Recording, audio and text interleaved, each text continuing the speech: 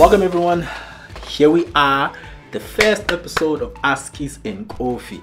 But you see my hands are empty, aguna coffee. What does that tell you? That tells you I need to go make it. So while I go make it, let me tell you who's the sponsor of this video, because apparently in YouTube we do these things. So this video is brought to you by me because I'm not famous. I don't have like people throwing products at me.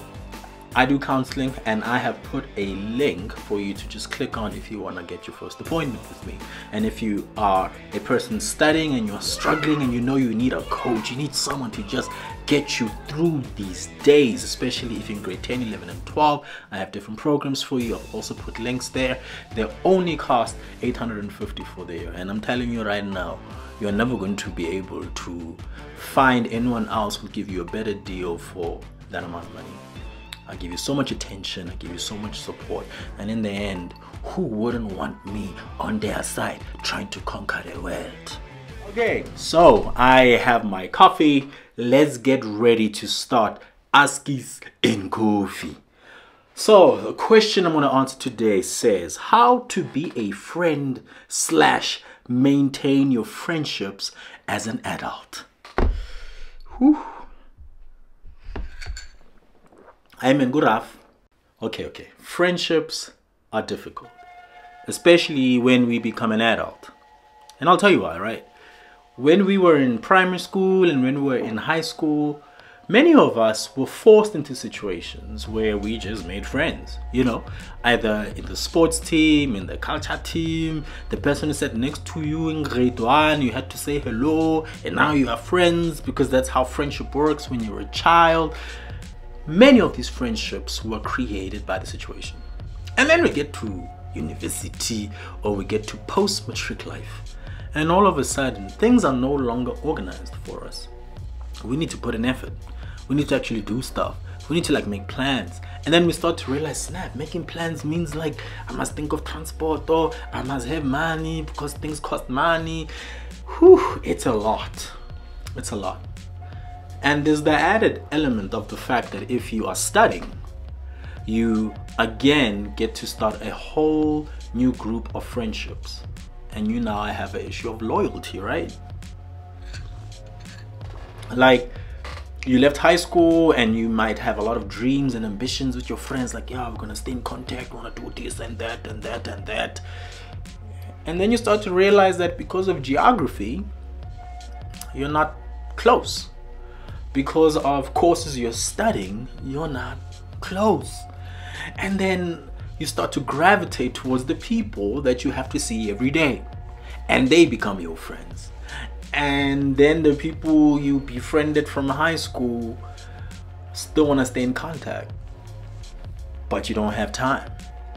And then the people you're close to at church don't see you a lot because your degree is doing the things, or the job you have is doing the things, or because you have nothing to do, you feel a little bit ashamed to be around people who are busy with their lives.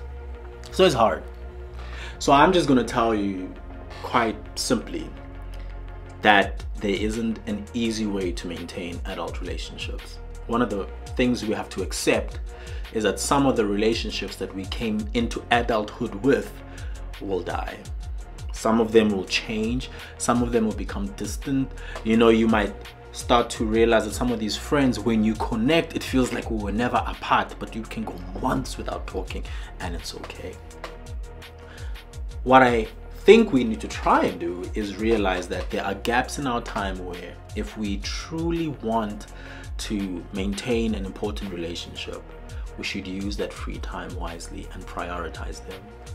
So if you're studying, it's not a bad thing to speak to your friends who you don't study with, you're not in the same university with, but you have a very long-standing relationship, to be like, look, when it's holidays, let's meet up.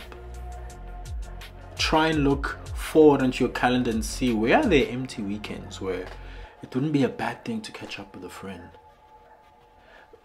Because you do need to put in effort.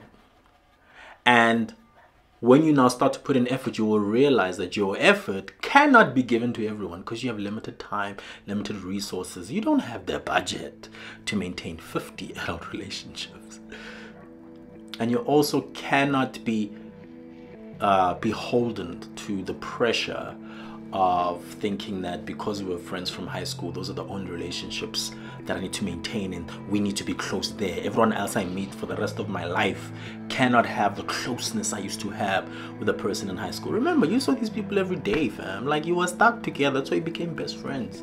But you're going to change. They're also going to change. You're in different careers, and there are different people you're going to meet who you will resonate with. And allow that to happen. Because friendships that we are making when we're adults will also close or open doors for us. Relationships that you're creating at university could be the thing that gets you your first job. Could be the thing in 10 years' time when you're not happy at the job you're at, someone who remembers what you were studying and call you up and say, hey, there's a post here, you want to try?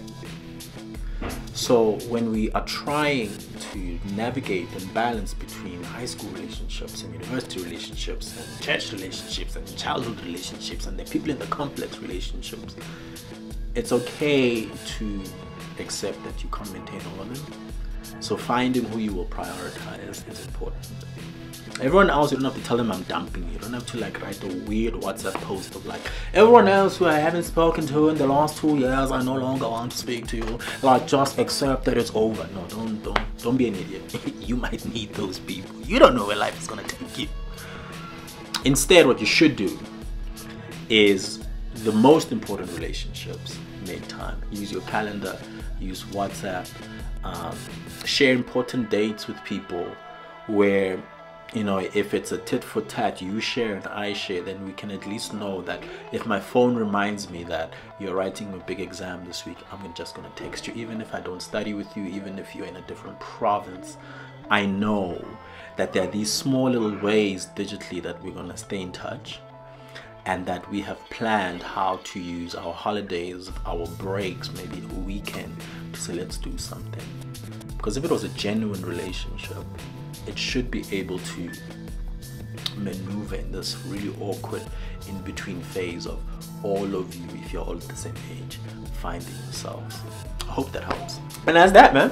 So, if you have any other questions, any other things you want to talk about, now that you've become brave and saw that it's not so difficult, just leave a comment.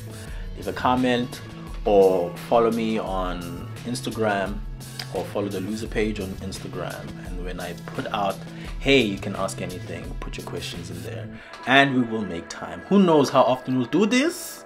How many questions we'll go through? When Iba brave, Iba courageous, take yourself out serious. Okay.